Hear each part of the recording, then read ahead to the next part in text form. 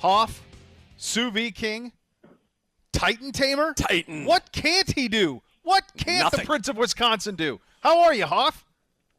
I'm doing good, guys. Thanks for having me on. I mean, buddy, first of all, What a performance. I had no idea you were doing this. I don't know. How did you get roped into it? How did you become a part of it? What did you know that you were signing up for? I could not believe how brutal that course looked. That all looked painful to me.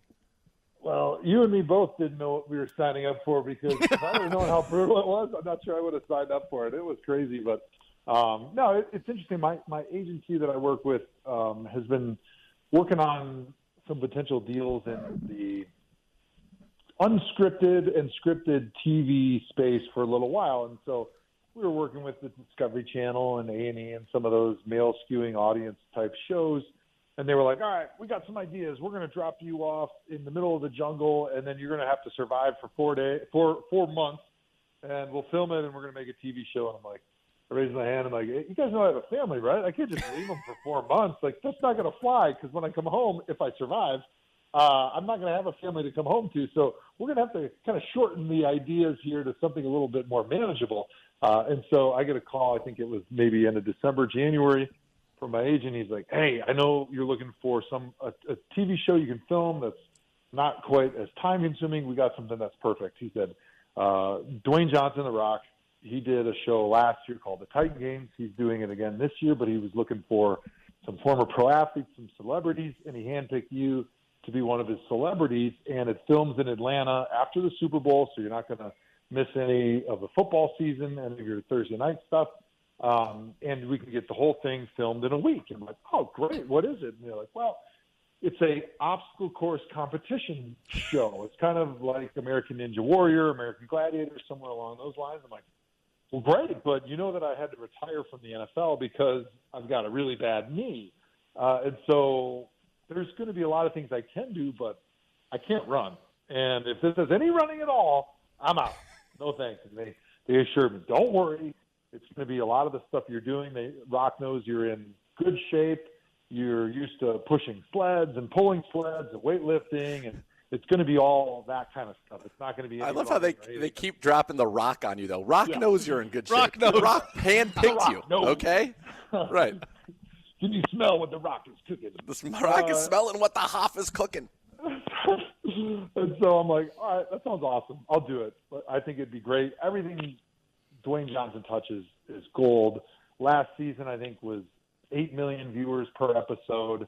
I think it'll be fun. It'll give me a chance to get those competition juices flowing again, like back when I was playing. Let's do it. So I signed up, went down to Atlanta. We did the show, and I think we filmed the whole thing in a week. And let me tell you, at the end of that week, I got home on that plane, and it felt like I was recovering from a football season. I was so beaten mentally and physically that I could not wait to get home and put my feet up and not move from the couch for like a week.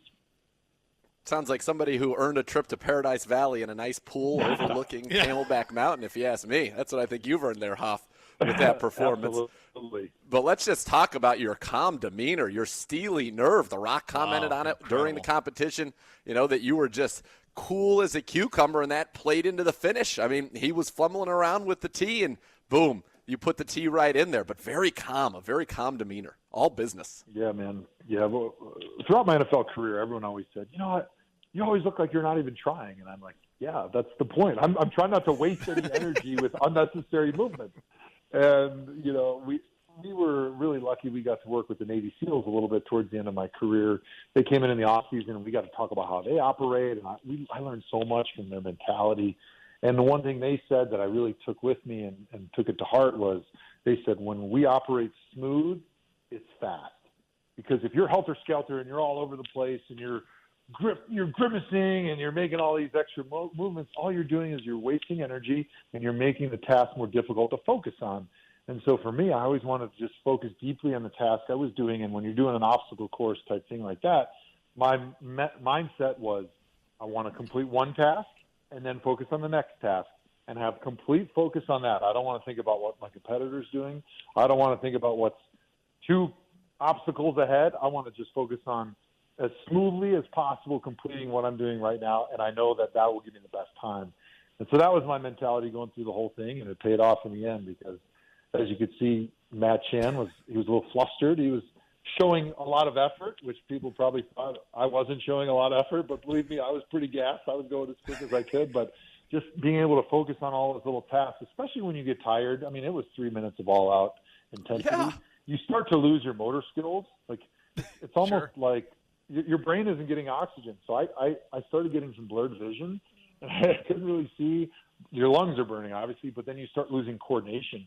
And so I really had to try like extra hard, focusing on all the little tasks. Like if you've ever jumped in really cold water and all of your blood just kind of goes to your internal organs and you kind of lose the ability to, use your fingers, you lose your dexterity. Those are all things that were happening. If you go back and watch it on my Twitter at JoeThomas73, when I come off of the French toast, the falling French toast is what we were calling it, I actually fell because it wasn't like it was a hard landing, but I lost coordination in my legs coming off the French toast, and I fell to the ground. And so I was like, damn, that sucks, because it takes a lot of energy once you fall to get yourself back off the ground. So subsequent times racing, I got much better and smarter as I went through, and I realized, like, just take an extra second before you jump so that you have your coordination and your balance so you don't fall to the ground, because you're just going to lose time and energy trying to go faster than you should. So smooth is fast, and that was sort of the mantra really helped me, moving forward. Joe, two-parter. Number one, are the cage crawls as god-awful as they look? Because they look awful. That did not look padded that you were climbing on at all. That looked just awful. And then the second thing is a clear strategic error on your part in not pulling the ball close enough. To me, as an amateur of axe wielding, it looked like you didn't have enough slack to really wield it the way you wanted to. Very adept observation there, Mr. Bishop. That's exactly what happened. My most disappointing part of that first run against Matt Chan was I knew I was going to kick ass at the ball and chain pull. Nobody's going to outpull me. Like, I knew the technique I wanted to use. I wanted to use my posterior chain. I wanted to use my butt, my hamstrings. I knew they were stronger. I was more well-trained for that than most people on the planet, because that's what I did as an offensive lineman for 15 years in college and the NFL.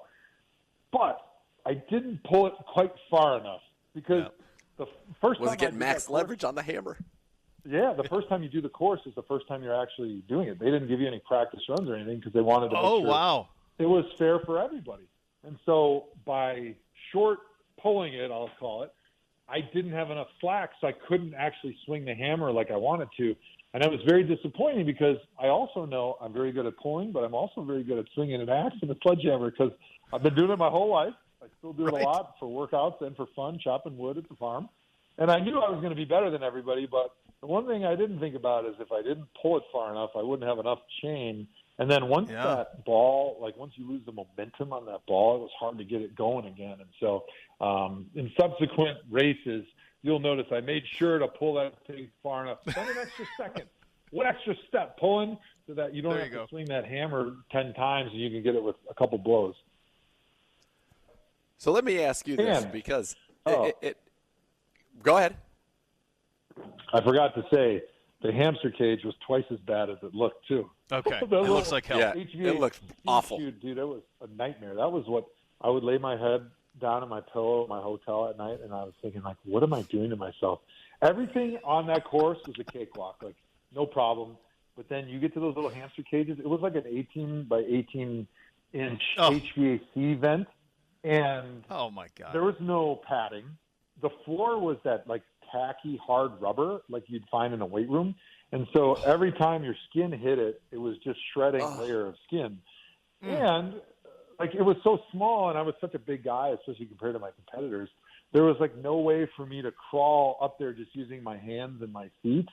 And actually by the end of the show, it ripped the soles off the bottom of my shoes. It was so hard and so aggressive, the tread, that I had to throw my shoes away, because it actually just shredded the bottom of my feet. So it was awful. That was the one that I was like, this sucks. I just couldn't stop thinking about how brutal that little cage was. At any point did you call and say, what did you get me into?